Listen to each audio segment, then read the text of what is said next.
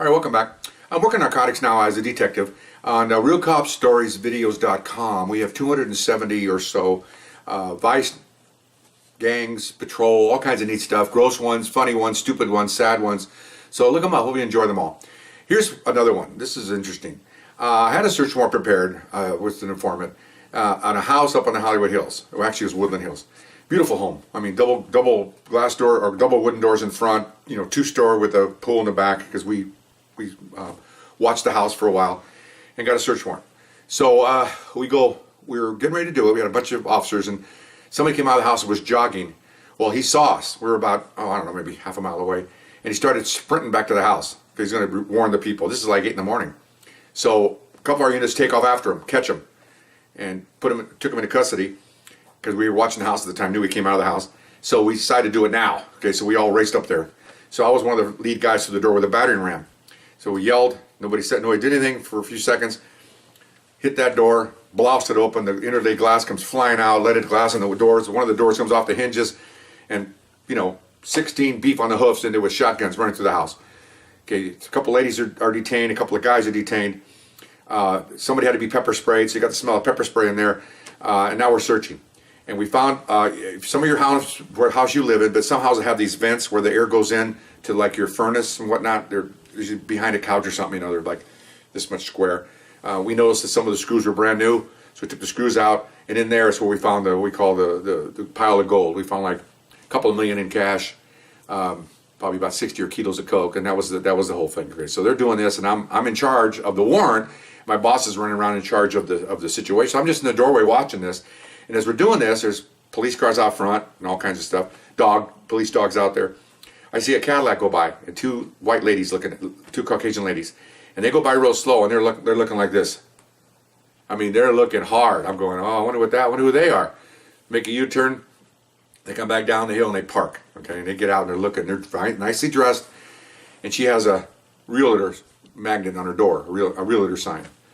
So I go, well, so I walk. So they walk up, and I meet them halfway, and they go, hi, what's going on here? I said, do you own the house? She goes, yes, I do. It's my house. I rent it out. Oh, really?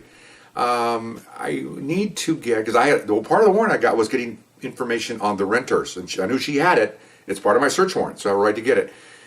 I said, you do me a favor, give me your address, and I'll meet you there in about an hour. We're going to get done here, and I'll explain everything that happened here. And she goes, oh my gosh, look at those doors. I said, yeah, we're going to get somebody to board up the house. But she goes, oh my gosh, okay, fine. So she leaves. So I tell my boss, he goes, oh, take your partner with you, go down there and talk to her. We're okay here, we got everything covered. Okay, so I go down to keep this story short.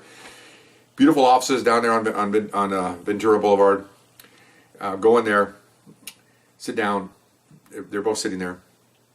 I said, I have a warrant for the information. So they already had the file ready, man. They opened up the file, they made copies, gave it to me.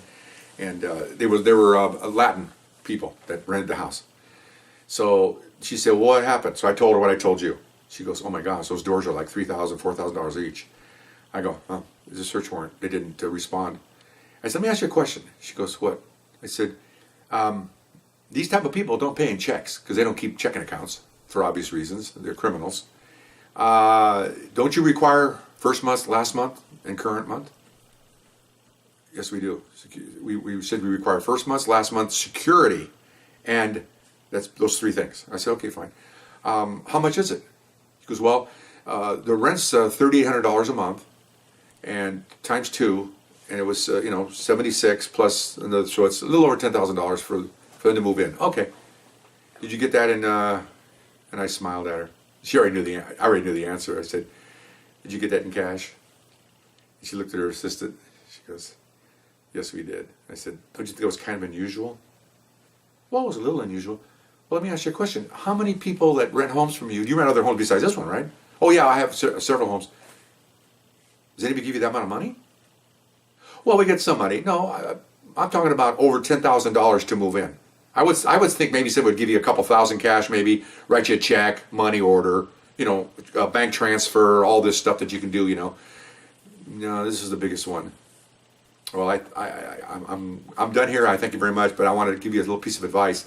I think you looked at that money in his briefcase or whatever he brought it, and I think you were mesmerized by it, and you let it taint your expertise here and knowing that there's something wrong here. Okay. She goes, yeah, we I think so. I said, well, you know that $10,000 will probably pay for the doors. And she looked at me like I was being a smarty pants. I said, I'm not trying to be smart, ma'am. I'm just saying that things happen. The house smells like pepper spray. You're going to have it fumigated. She goes, what? I said, yeah, some of the furniture's broke.